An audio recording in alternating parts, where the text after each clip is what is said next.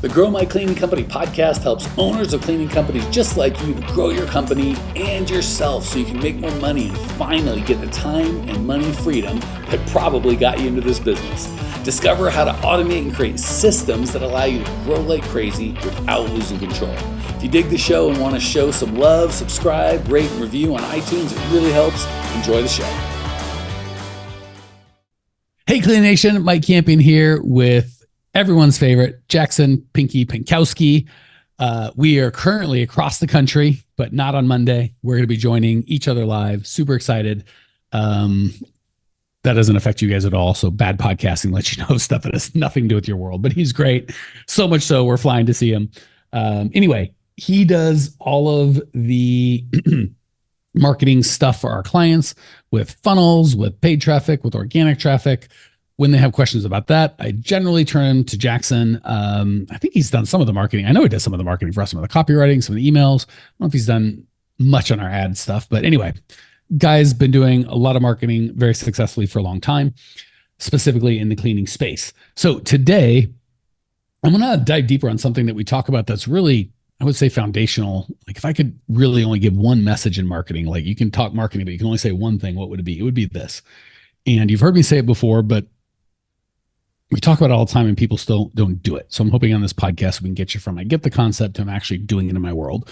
The big concept, number one, and actually you'll have to tell me, Jackson, if there's another number one, we're going to talk about this one, but feel free to be like, no, if I could only have one thing, it would be different. For me, it would be talk about the client and their pain that they want solved, not about you and your willingness, ability, or quality of solving. Oh, if you had one thing to talk about marketing, would that be it? Or is there something, if there's another one, we'll save it for another episode, but anything higher on the Mount Rushmore of marketing than talk about them, not about you? That's what I base all my copywriting off of. So it's my biggest thing for sure.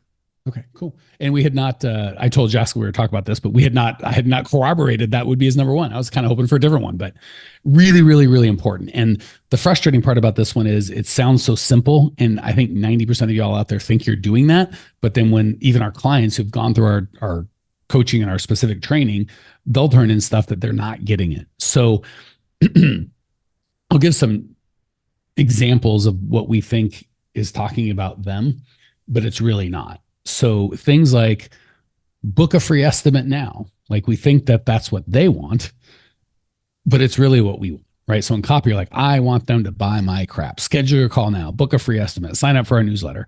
Well, those are all calls to action, but we're talking about things that we want. Nobody called going, I would like a free estimate.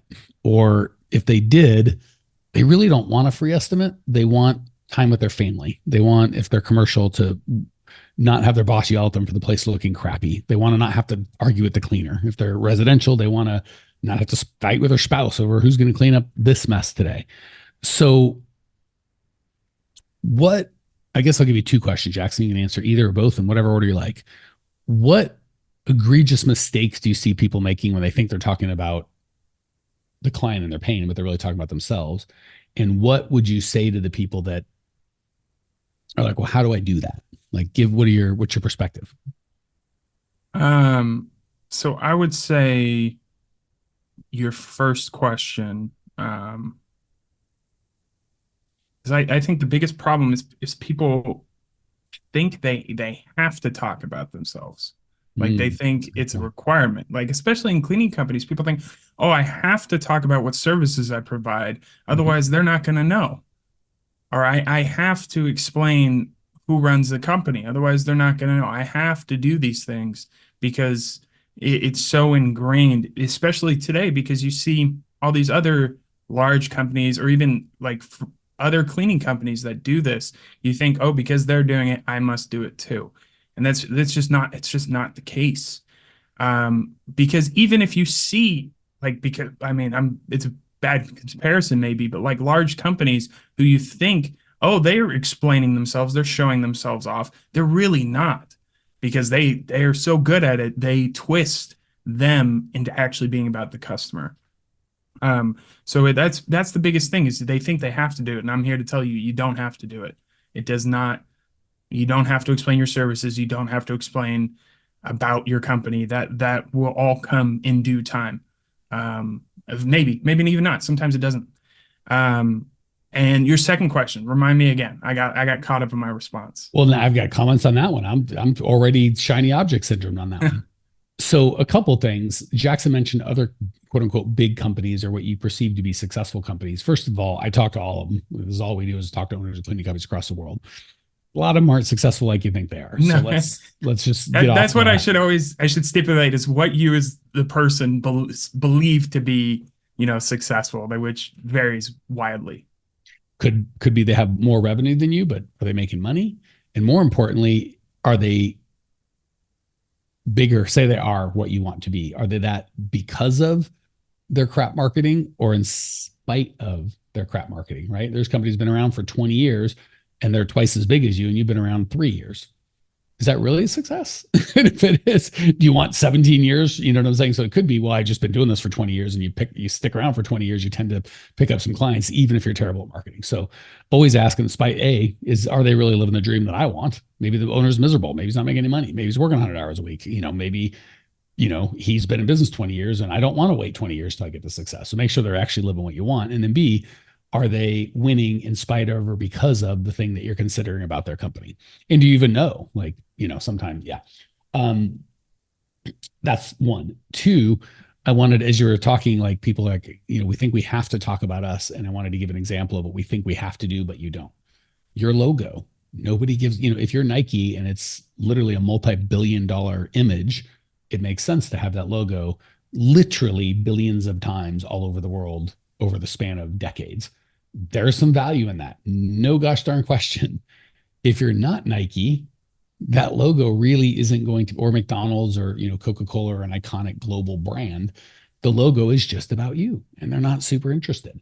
So again, logo is a perfect example of you. It's about you. It's another way we put, and I'm not saying you can't have your logo anywhere, but they'll have their website or a piece of direct mail or copy. And the most valuable space that the people's eyes are drawn to is this massive logo. And it's that's not a call to action. It's not about their pain. It's nothing. And then Jackson mentioned the whole, you got to list all the services that you do.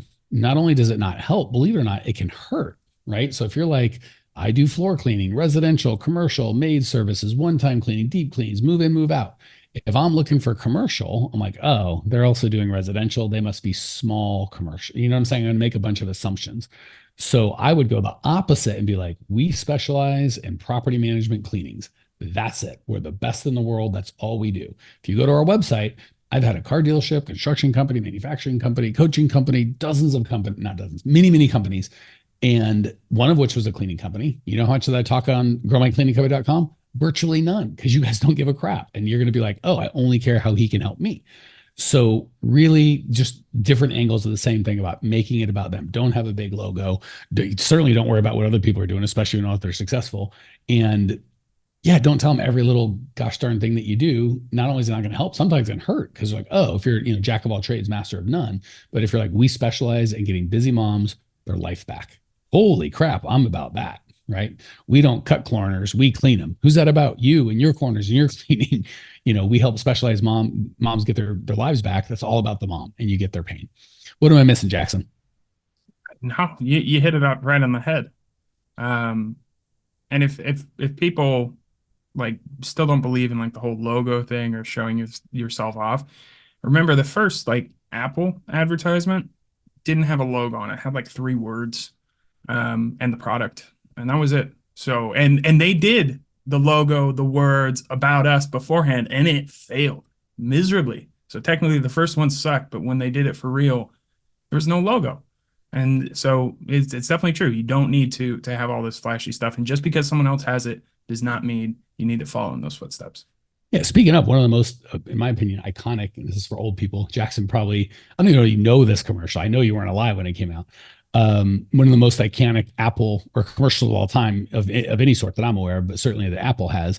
It was during the Super Bowl in 1984, right? When they were going to come and they did George Orwell's 1984. Yeah, it was this, that was a great one. That's one of the big best marketing campaigns you could ever see. Ever. Doesn't talk about Apple, doesn't talk about the computer. It just talks about breaking free and being different. I think there's 2 words think differently or something like that. That's it. and it's a story about me, or it's a story about the viewer. I don't want to be the guy that is George Orwell and does it like everyone else. I'm different. I'm special. I'm unique.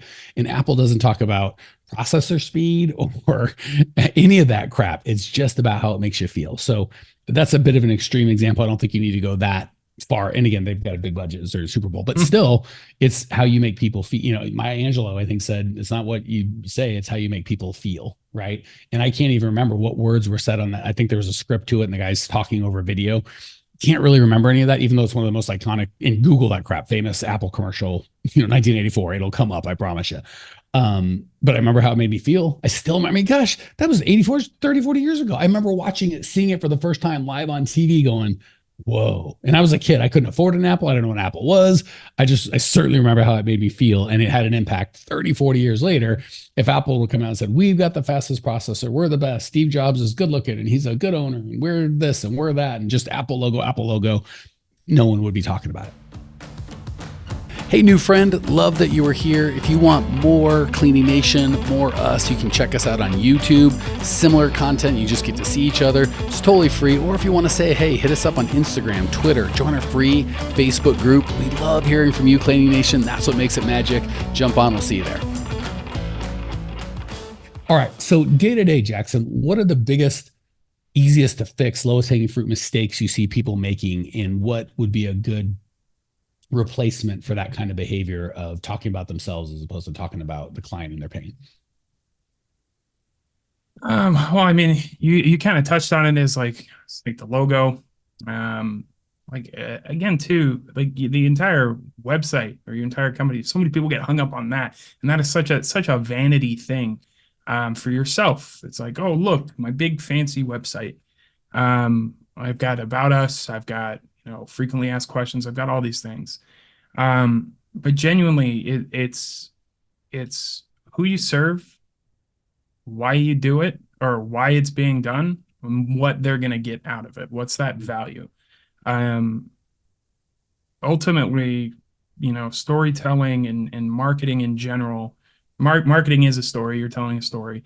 And the flow of that is the person on the other side is the hero. And right now they're in some sort of funk.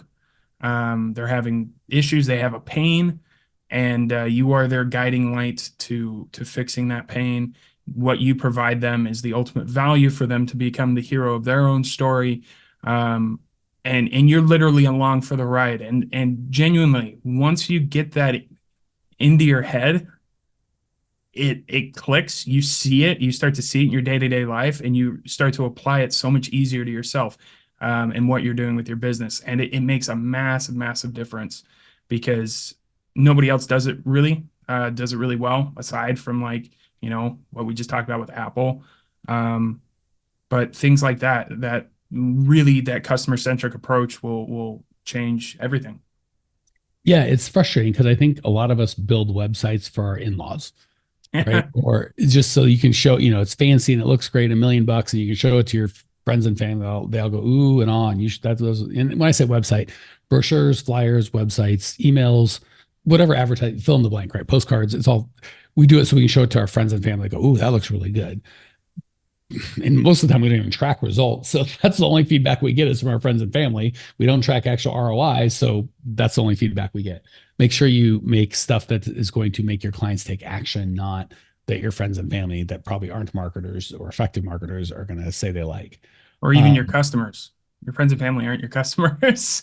Well, and even your customers might go, oh, I like this better. This looks better, but I'm not interested in what they say looks better. I'm interested in what makes them take the action to get the help that they need. Yeah.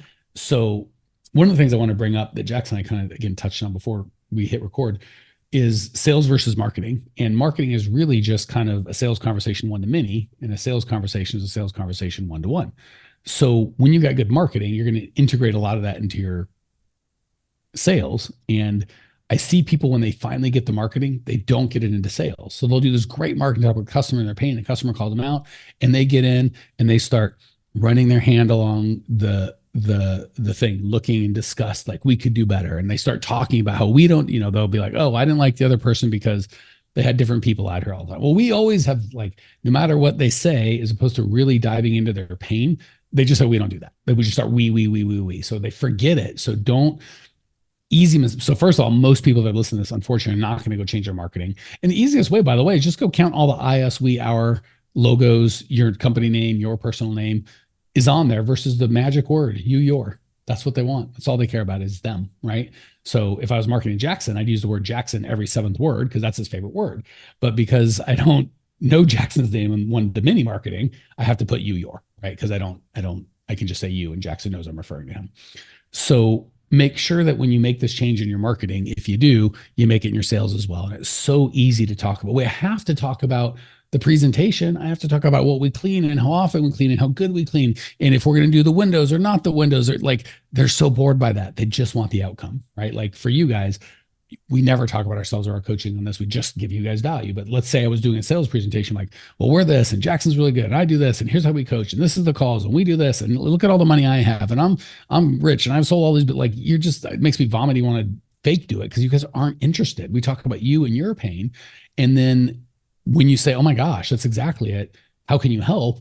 You know how long I spent on that? 2 seconds. The very minimum I can spend to like explain it. And then we get you right into actually getting you help. So yeah, that's the big one. Just when you first and foremost get this into your marketing, you'll start getting a lot more sales calls. Don't revert to how in your sales call, like now you're going to hear about me. By God, you're in front of me. We're going to talk about me. Keep it about them and their pain. Anything to add on that, Jackson? People love to talk about themselves. And I already hear people on the other side is like, well, I don't know the pain of my customers, or I don't know the pain. And it's like, if you let people talk, you will probably be able to log into their bank accounts, honestly, with the details they will give you. And there's your information. And you're not being deceptive. You're not being, bad, or you're not being a bad salesperson, a cheesy salesperson, or anything like that. You are literally trying to help them in the best way possible. That's your goal, right? And that's through your cleaning company. And if they tell you, like, yeah, I'm arguing with my spouse all the time, I'm coming home depressed because I have to spend 5 hours cleaning after I just spent all day working, I just don't have the time for this anymore. It's like, well, yeah, I have the solution for you. And like Mike said, you explain that in a minute, 30 seconds, and then you move on. Or 0 seconds. Great. We can get you on the calendar Wednesday and get this taken care of you. There you go. Even better. Like you can literally skip the whole gosh darn thing. Sorry, didn't mean to interrupt you, Jackson. Go ahead. No, that was perfect. That was perfect. And it's usually, yeah, only if they like explicitly start to ask you for these types of things that, again, you just kind of, you go through it as you need to, really. And even then, I'm still going to loop them back to their pain. So if I'm in Jackson's house but the cool thing is if you do a good job getting them to talk about their pain, they're not going to ask about the superficial things. So for those of you like, I tried to get pain, they won't talk about it. You got to ask better questions. So people love to talk. They hate to listen. They love to buy. They hate to be sold to, right? So don't sell to them. Allow them to buy.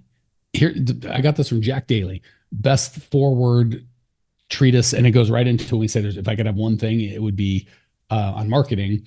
It would be to talk about them, not about you. The one thing in sales would be to have them talk about them and you listen. So that's all that changes as opposed to you talking about them in marketing because they can't talk.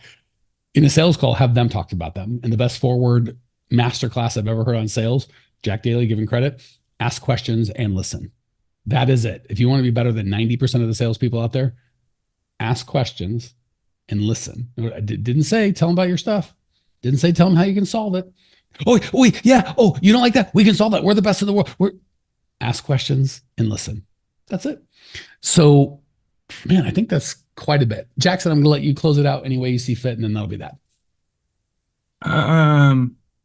Yeah, I guess as I was thinking as we were doing this and thinking through this, and like if I were to give people homework, they were like, oh, how do I go about doing this, or where do I see examples of this? Probably the best example for this right now, and I know it's a larger company, but the principle is the same, is Disney. Their commercials for their parks, their cruise lines, basically any of those experiences, not the movies so much, but the experiences, not a single one of them talks about the company, the rides, the food, the hotels, none of that.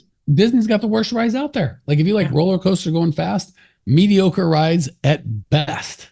No, it's all about escaping the junk that you got going in your life. Like their cruise commercial I just saw, I was like, it's literally a guy working from home. He looks miserable, and he's got the magic boat in the bottle that calls him, and then he gets transported onto the boat with his family, have an amazing time, and then it transports him back to his office, and he's like, I'm going to book a Disney cruise because it solves my life. It solves my pain in that moment. And that is literally, you take that example and translate it. Man, my customers are miserable because they have to clean all the time. I'm solving that pain for them. And I'm going to show them that. Man, I love Disney's, and again, I love everything about the company for sure, but they're so good at marketing and advertising. Yeah. That little animation of the towers of the, Tinkerbell Tower, or whatever it is, and the little Tinkerbell kind of going over. It's like a 1-second animation. I think they do at the beginning of all the movies, and probably on all their commercials or many of their commercials. My kid knows that. Like when he knows what that is, and he doesn't know what Disney is. He doesn't know any of that. He just knows. And I love they do at the beginning of the movie, because like this is, again, it's all about how they make you feel. And that's all that the guy, I love that picture of the guy at his work desk feeling like, I feel this way. It's the same. It's whatever. I don't like this. I can go here and I can feel different. Like when I was a kid, or feel free. I can whatever. And then it shows them the great call to action back to the thing. Like, all right, now I'm going to book a cruise. Now I'm going to like make it happen. So definitely ask questions and listen in sales. Talk about them in marketing, make it about them and their pain. They don't care about you, and it is insidious. Definitely. And again, if you end up working with us, we will walk through into marketing audit with you. If not, find someone to just go through your stuff, because it's hard on your own thing. We can be very blind. You'll go through and think, I'm only talking about them and their pain. You'd be shocked. Ask your customers. All right, guys, if you want more on that, growmycleaningcompany.com, tons of free resources. Believe it or not, none of it talks about our service. It just talks about you and your pain, and gives you a bunch of resources to help grow your cleaning company. I think there's even an option you can book a call with one of us. There's nothing for sale that I'm aware of, but tons and tons of tools to grow your cleaning company for free. Check it out. We'll see you there. Well, here we are, the end of the podcast, and you made it. Great job.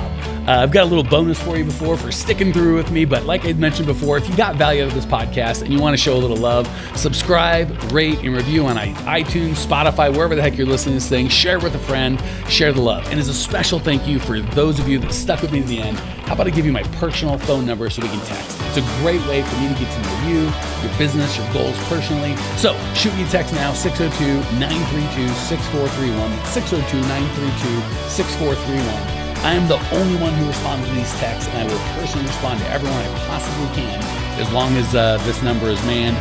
Don't know how long we're going to keep this at the end of the podcast, so grab it now, 602-932-6431. Give me a text, say hey, can't wait to meet you.